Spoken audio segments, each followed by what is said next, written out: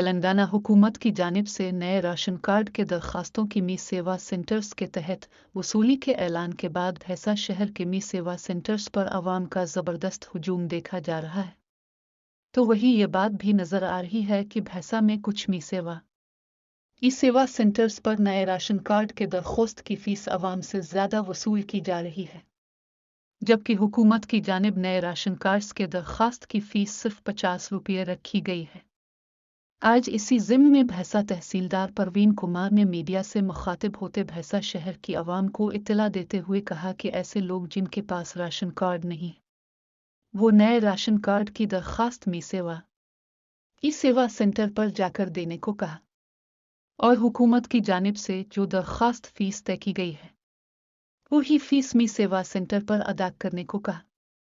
साथ ही उन्होंने भैंसा की आवाम को इस बात से भी बाखबर किया कि वो नए राशन कार्ड के लिए किसी भी दलाल के झांसा में ना आने को कहा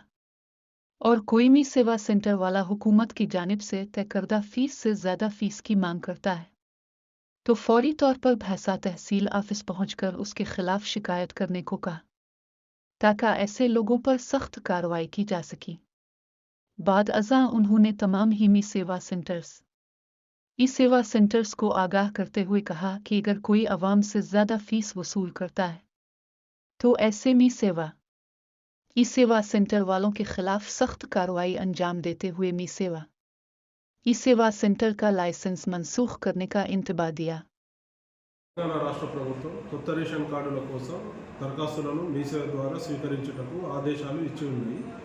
దీనికోసం బైసా మండల ప్రజలెవరూ కూడా దళారులను ఆశ్రయించకుండా మీసేవ ద్వారా ఎంతైతే గవర్నమెంట్ ప్రిస్క్రైబ్డ్ ఫీ ఉందో అంతే చెల్లించి కొత్త రేషన్ కార్డులకు దరఖాస్తు చేసుకోవాలి. ఎవరైనా మీసేవా నిర్వాహకులు ప్రభుత్వం నిర్దేశించిన ధర కంటే ఎక్కువ రూపాయలు వసూలు చేస్తే అట్టి దానిని తహసీల్దార్ కార్యాలయంలో మాకు కంప్లైంట్ ఇచ్చినచో మేము సదరు మీసేవా నిర్వాహకులపై కేసులు బుక్ చేస్తాం, వాళ్ళ లైసెన్సులను కూడా రద్దు చేస్తాం. అదేవిధంగా ఏదేని అంటే రేషన్ కార్డుల దరఖాస్తులకు సంబంధించి ఏదేని డౌట్లు ఉంటే అటువంటి వాటిని తహసీల్దార్ కార్యాలయానికి వచ్చి